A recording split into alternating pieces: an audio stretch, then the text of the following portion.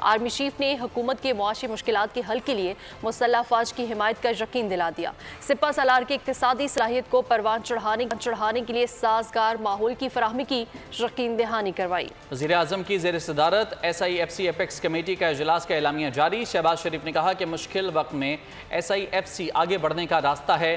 کابینہ سیاسی اختلافات ایک طرف، معاشی استحکام کے لیے مربوط ٹیم کے طور پر کام کرے۔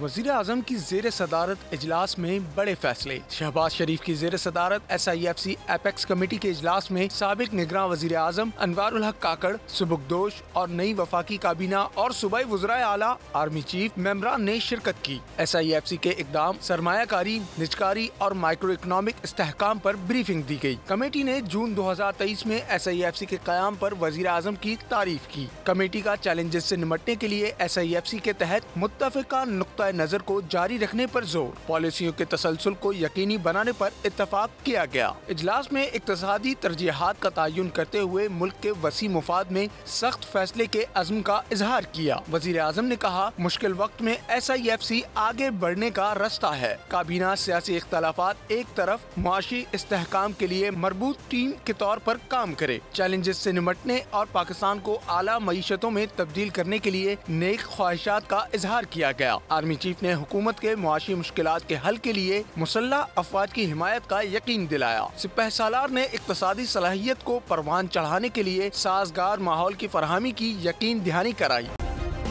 سبسکرائب کریں اور بیل دبائیں تاکہ کوئی خبر رہ نہ جائے۔